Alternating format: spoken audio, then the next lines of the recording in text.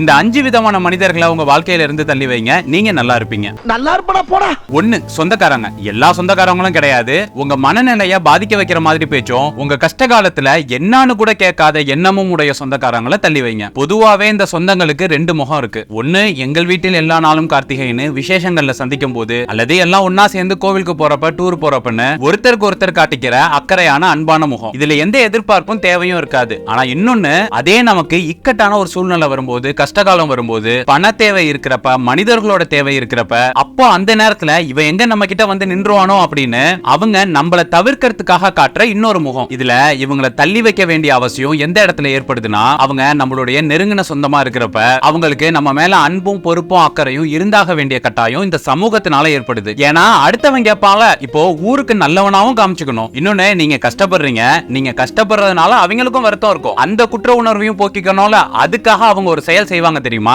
அந்த செயல் வெந்த புண்ணுல வேலை பாய்ச்சுற மாதிரி நம்மள இன்னும் காயப்படுத்தும். அதுக்காக தான் அவங்கள தள்ளி வைக்கணும். உதாரணத்துக்கு, இந்த வீடியோ பார்த்துட்டு இருக்க பல பேர் இந்த மாதிரி விஷயங்களை அனுபவிச்சிருப்பீங்க. அதே இன்னும் கல்யாணம் பண்ணலையா அப்படின்னு கேட்பாங்க. உண்மையா அக்கறை இருக்கிறவன் 4 இடத்துல பொண்ணு பார்த்துட்டு வந்து, இந்த இடத்துல பொண்ணு இருக்கு போய் பாருங்க அப்படின்னு சொல்லணும். ஆனா நமக்காக அலையணுமே, பொண்ணு பார்க்கறது ஈஸி இல்லைன்னு அவங்களுக்கும் தெரியும். ஆனா வாய் வார்த்தைக்கு அக்கறையா கேட்கறாங்களாமா, இன்னும் கல்யாணம் ஆகலையா, வயசு ஓடிட்டு இருக்கு அப்படின்னு. தான் மேல உள்ள தப்பு தவிர்க்கிறதுக்காக அவங்க பயன்படுத்துற வார்த்தைகள் எக்கச்சக்கம். என்கிட்ட சொல்லிட்டா செஞ்சீங்க, என்கிட்ட கேட்காம செஞ்சிட்டீங்க, நான் கூப்பிட்டதுக்கு நீங்க வரல அப்படின்னு ஏதாவது ஒரு சப்பக்கட்டு கட்டுவாங்க. அதுவும் இந்த வீடு கட்டுறப்ப, கல்யாணம் பண்றப்பலாம் நீங்க உங்க சொந்த பந்தங்களை நல்லாவே புரிஞ்சுக்கலாம். உண்மையை சொல்லணும்னா, உண்மையான அன்பும் அக்கறையும் இருக்கிறவங்க காரணம் சொல்ல மாட்டாங்க. காரணம் சொல்றவங்களுக்கு உண்மையான அன்பும் அக்கறையும் இருக்காது. நீங்க சொந்தக்காரவங்களால பாதிக்கப்பட்டிருந்தீங்கன்னா எஸ்ன்னு ஒரு கமெண்ட் பண்ணுங்க. எத்தனை பேர் பாதிக்கப்பட்டிருக்கீங்கன்னு பார்க்கலாம். சோ இந்த மாதிரி ஆட்களை தள்ளி வைக்கிறது உங்க வாழ்க்கைக்கு நல்லது. 2வது, உங்க செயலை எப்ப பார்த்தாலும் விமர்சனம் பண்ணிக்கிட்டே இருக்கிற நபரையும் குறை சொல்றவங்களையும் தள்ளி வைங்க. ஏன்னா இவங்கலாம் உங்களை வருத்தப்பட வச்சுக்கிட்டே இருப்பாங்க. அது உங்க வளர்ச்சியை பாதிக்கும். அதுக்குன்னு குறை சொல்ற எல்லாரையும் உதாசீனப்படுத்திட்டு போனீங்கன்னா நம்ம வளர முடியாது. உண்மையிலேயே நம்ம மேல ஏதாவது ஒரு குறைகள் இருந்தா அதை ஒருத்தர் சொல்லும் போது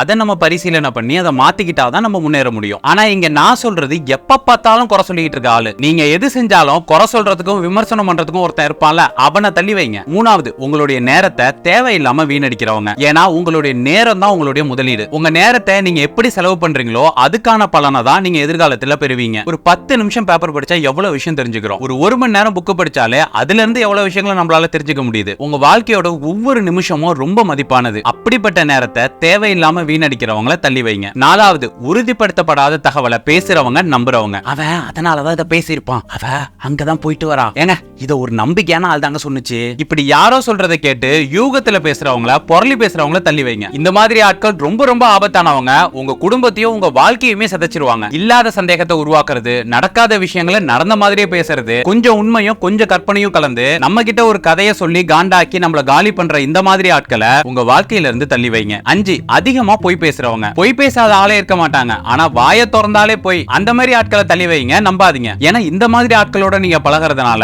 அவங்க சொல்ற பொய் உங்க மேல உள்ள நம்பகத்தன்மையும் இழக்க வச்சிரும். நம்ம வாழ்க்கையில இந்த மாதிரியான மனிதர்களை தவிர்க்கிறது முதல்ல நாம ஒரு நிம்மதியான வாழ்க்கை வாழ வழிவகுக்கும். இன்னொன்னு, இவங்களோட எல்லாம் பேசல அப்படிங்கிற ஒரு பிரச்சனையோட முடிஞ்சிரும். ஆனா பேசி அதனால வரக்கூடிய மன உளைச்சலையும் தர்ம சங்கடமான சூழ்நிலைகளை கையாள்றத கம்பேர் பண்ணும்போது பேசாம போயிடுறது எவ்வளவோ பெட்டர். நீங்க இந்த 5 விதமான மனிதர்கள்ல யார முதல்ல தள்ளி வைக்கணும் அப்படின்னு நினைக்கிறீங்களோ அவங்களை கீழே கமெண்ட்ல பதிவு பண்ணுங்க.